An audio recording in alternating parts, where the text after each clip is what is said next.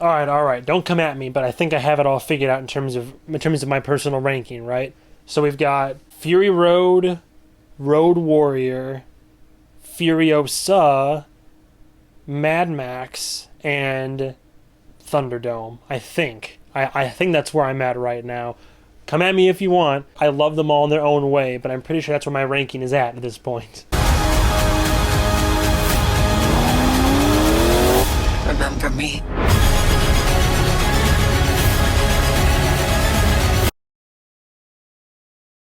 And today we have Furiosa, a Mad Max saga. When I first finally did my ranking, because I rewatched all the old Mad Max films from Mad Max the Road Warrior, Beyond Thunderdome, Fury Road, and then I went to go see Furiosa, I think the following day. I couldn't clear my head. I didn't know how to speak on it. That's why it took weeks for me to get on here to have a video to speak on Furiosa, because I just wasn't sure 100% what to say. I needed to stew on it. I watched it twice in IMAX, right after watching all the other movies, and then kind of collated my opinion after low-key hearing other ones too.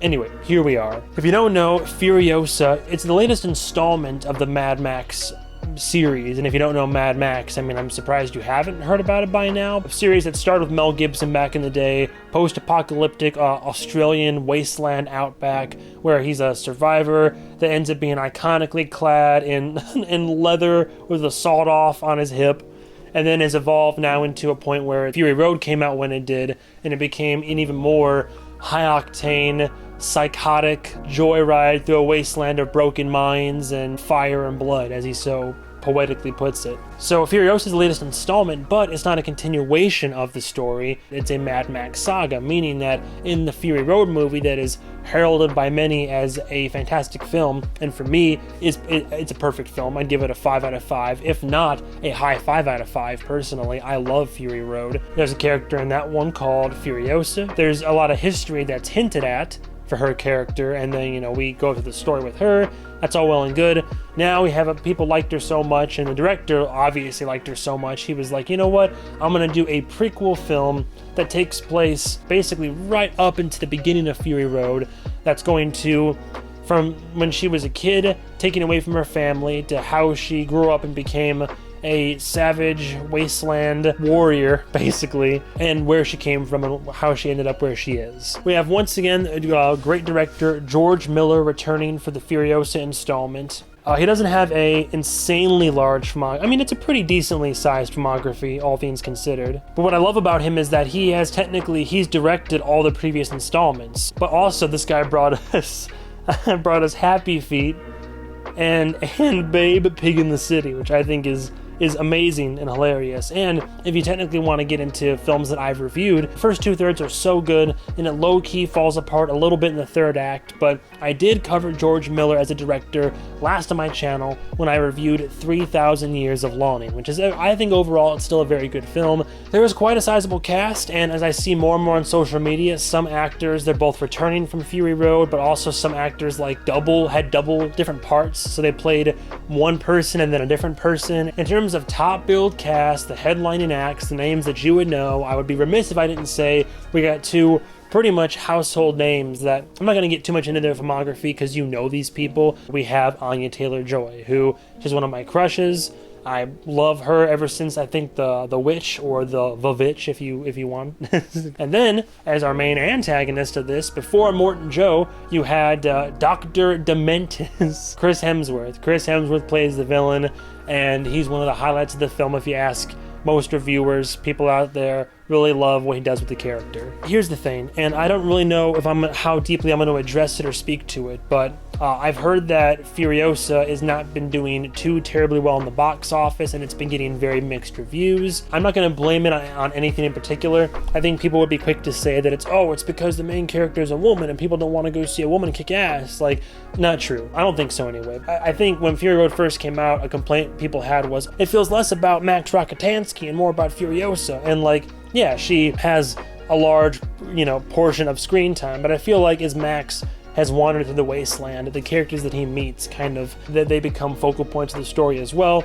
Plus, I think when people saw Furiosa and her character back in the day, even though she had a large amount of to do in the film, she was a great character and they were great action pieces, and we were all rooting for her. People were excited to see it. I think people might be on the fence because although it's another Mad Max movie, it's only in the universe of Mad Max. Like, it's Furiosa. And as cool of a character she is, I think most of the people and the fans want to see more of Max, more of his story, and to have a movie that's like a prequel offshoot of a different character that oftentimes can kind of turn people away or turn people off. So I don't truly know what the reasoning is for it. All I know is that when I saw the announcement and the trailer for it, I was in from the word go. I was excited. Worth mentioning, an actor who I am not too familiar with, but who now that since he's shown up in this movie, I would like to look more into his work. And Hideo Kojima has fallen in love with him and wants to see him play live action Snake. Tom Burke did a great job in this too. So it'd be cool to see more of his work as well. So overall, my opinion on Furiosa, it's really good. It's a really good movie. I will be the first to admit it's not as good as Fury Road, and upon further introspection, it's not even as good as Road Warrior. But in terms of like all the Mad Max films, from a qualitative perspective, I would easily put it in top 3. As a film overall, it's still a very high quality, well-made film, just not as good as its predecessor. I had concerns about it at first. I have a love-hate relationship with prequel movies. They can either be useless and silly and not add much to the story, or they can be a pleasant surprise like Rogue One, very amazing and subvert my expectations and be good. But I think if done well, a prequel can be honestly quite fantastic. This is definitely in the upper echelon of like, wow, that was a really solid prequel that I think added weight to the characters and narrative, just the overall like story of Mad Max in the Wasteland. Performances, for one, yes, Anya Taylor-Joy and even the younger girl, I forgot to put her name up there, but I want to give her credit where credit's due as well. Also, I feel like a damn fool that I didn't recognize Miss Brown for who she was. I've covered her before. Very talented young actress or actor. I say actor, not actress, because the word actress is nonsensical. She's been in 2 movies that I've reviewed. She was young Alethea in 3,000 Years of Longing, and I mentioned that when I reviewed her as Charlotte in Sting. So yeah, she's popping up in more and more, but I've covered like 3 movies of her. The character Furiosa, a great homage is paid to it. It's done so well and so much justice. I heard there was minor corrective AI, and I think even some like audio mixing that factored in there to make her sound and look even more similar to Furiosa. I don't love that, but considering that it's used as a tool and not as a replacement. And of course, like everybody else has been saying, Chris Hemsworth in a villainous role. You're so used to seeing him as Thor, or what in that those Extraction movies where he's like a heroic presence, this muscular, strapping man who comes in to save the day and what have you. It's nice to see actors like that flip the script. Only one thing's gonna do that for you. Not hope. Hate. No shame in hate. It's one of the great forces of nature.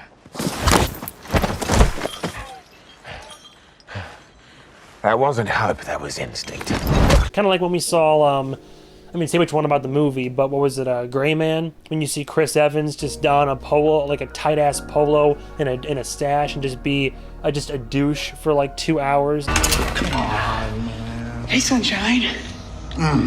You must be Lloyd. What gave it away? The white pants, the trash stash, it leans Lloyd. It was really cool seeing Chris Hemsworth play a psychotic Australian warlord who, as the world fell and as he lost his family and his mind, he has now donned this moniker of Dementus and controls this massive roving gang of bikers, basically. So it's cool to see another group out there in the wasteland that has its own like little, gimmick, its own little unique thing. I enjoyed that a lot. A bit of a caveat to this one, once again, the action and stunt work. Look, the action and stunt work in the first Mad Max is spectacular.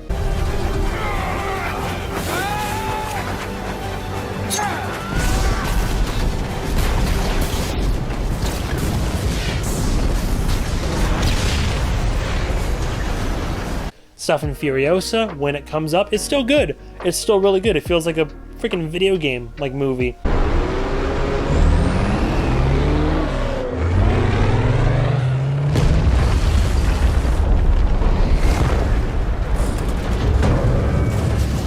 one solid scene in this movie that's about, I think it's like a 12-13 minute sequence that I think everybody liked the most from this movie. Nearly a month to shoot and hundreds of stunt performers and all that. From that to other set pieces and scenes throughout the film, I do feel like they used more CG and digital work in this movie than in the previous installment. I could be wrong on that, but that was my diagnosis after seeing it. But all that being said, I still think that when the stunt work and when the effects do come up and need to happen, I still really enjoyed them in this movie. They weren't as good and high octane as Fury Road. I love movies that offer this. I think No Country for Old Men is a really good example of this. Ever since I heard of this terminology, I've started picking it up more and more, and that's competency porn. It's characters on screen that are good at what they do. They're smart, they're intuitive, they're creative, they're survivalists from the start of this movie to the end of this movie. The craftiness of the villain, or the ingenuity and the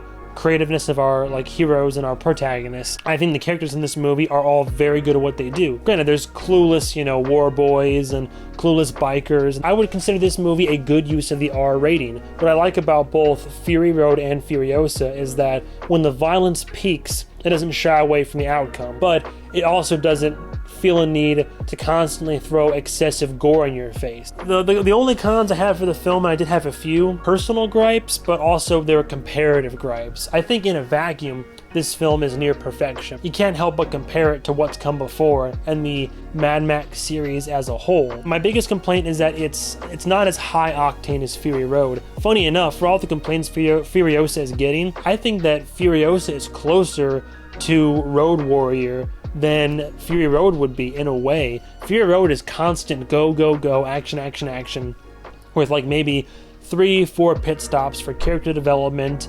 conversations to be had, and these emotional moments to play out. When I rewatched Road Warrior, it starts the action, and there's the big action set piece toward the end, and a couple little bits here and there. There's a lot more grounded moments of him and the characters and these people and survivors and the villain and his whole thing, a lot of talking and that type of stuff.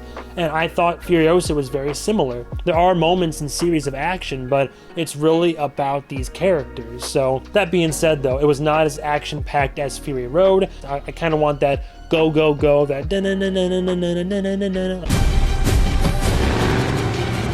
I love that shit. Which, by the way, the music, while still good in this movie, also, even though it's the same guy, Tom Hulkenberg, Junkie XL, I think, aka, aside from the bits that he reuses for this movie, and there's some moments when the music spikes in this film, but I felt like as good as the soundtrack was in this movie, it didn't hit the same as Fury Road. It wasn't as good, it wasn't as memorable. I think ultimately the main complaint I have about this film is that it just left me wanting more, basically. It does what it does well, and, we get good backstory for Furiosa. I loved seeing Praetorian Jack and this new character and how he impacted her. I like seeing where she came from, what things happened in her life, how she grew up, what affected her. I wanted more of that, but at the same time, when you watch Fury Road, there's so much going on. There's all these different factions, the families, whether it's a Morton Joe or whether it's, Gastown, the Bullet Farm. While it's cool to see these places and get some blanks and gaps filled in, I almost prefer the Fury Road experience of you aren't going to learn a whole lot about what these things are directly, but through what people say and how they interact on screen, how the movie plays out, a lot of it is implied. You can pick up on the lore and you can kind of figure things out and be intuitive by seeing how all this world just functions, and then you can figure out the narrative and the plot that way. This movie almost takes away a lot of that mystery of it all, kind of just really explains stuff and shows you how things went. Also, thought this was kind of funny. So I played the Mad Max game when that came out a few years back, shortly after Fury Road. We see Rictus again, but we also see Scrotus. And what's funny is you think, okay, well, this has to be what it is canonically, right? Scrotus is in this movie. He was one of Immortan Joe's sons. And you're thinking, well, hang on a second. I didn't see that troglodyte show up in Fury Road. And that's because in the Mad Max game, the main villain of that is Scrotus. Granted, looks way different. This is a big physical change. But yeah, technically, he shows up in Furiosa. Cool little nod, cool little tie-in. There's plenty of Easter eggs in the movie. Plenty of fun stuff to be had if you're just a Mad Max fan in general. I digress. It's unfortunate this movie is underperforming at the box office. Hopefully it still recuperate its budget. I genuinely hope George Miller keeps on making Mad Max films. People love them, I love them. Fun, entertaining, and now very well-made, artistically crafted films that I enjoy a lot. I do have minor complaints, and it's not as good as Fury Road, but I would be very confident in giving Furiosa, a Mad Max saga, a high 4 out of 5. I give it a high 4 out of 5. It's on the precipice of perfection. It's still up there in terms of just general excellence, but it's hard to beat Fury Road for me. It's really good, but not quite that good. See it in theaters if you still can, and if not, definitely stream it. I'm definitely going to buy it. I have all the Mad Max movies, physical media-wise. I enjoy all of them in my own way. Thank you guys and gals so much for watching. Stay tuned for the next episode of whatever movie I review. And goodbye, travelers.